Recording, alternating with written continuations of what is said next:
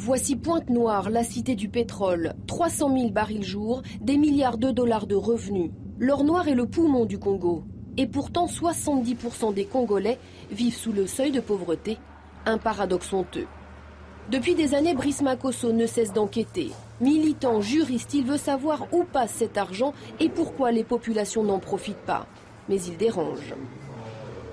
On est là sur des terrains très difficiles, face à des puissantes compagnies pétrolières qui ont énormément d'argent, qui sont plus riches que certains États, et également face à des régimes autocratiques qui ne veulent pas se démocratiser et qui ne veulent pas qu'il y ait un contrôle citoyen sur la gestion des ressources. Aujourd'hui, Brice Makosso est en tournée dans les villages. Nous sommes à Dionga, au milieu de nulle part. Ici, la compagnie italienne Eni a découvert des sables bitumineux. L'instituteur n'en a pas cru ses oreilles. Que faire quand une compagnie vous annonce que du goudron va désormais être stocké à votre porte, que votre terre sera exploitée? C'est le combat de David contre Goliath. Depuis ce jour-là, on lui a donné des doléances, mais jamais, au grand jamais qu'il nous a promis. Le tôle, c'est parce que toi, tu les avais condamnés. Et ni Congo n'a jamais pensé à nous. Jean-Baptiste est en colère. Il décide de nous emmener voir la source à laquelle il doit désormais puiser de l'eau. Le chemin est difficile, mais la compagnie a bouché l'ancienne source pour exploiter son pétrole. Et le forage promis s'est fait attendre. C'est là où nous buvons l'eau.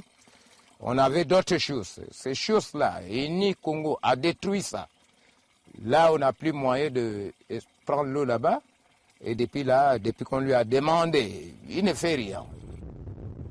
À quelques kilomètres de là, brillent les torchères de Tchimboussi. 10 ans que ces flammes brûlent nuit et jour, que le pipeline circule sous le village. Et là encore, les habitants payent le prix fort.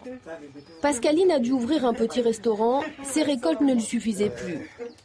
Depuis quelques années, quelque chose de bizarre se passe dans son champ. La faute au pétrole, pense-t-elle. Tout s'est desséché. Cette année, seule cette partie a un peu produit. Mais ici, on m'a dit, maman, récolte vite. Mais je me suis rendu compte que tout était déjà pourri. La compagnie a entrepris de cultiver un champ expérimental, mais il fait piètre figure aussi. Difficile pourtant de reconnaître ses responsabilités.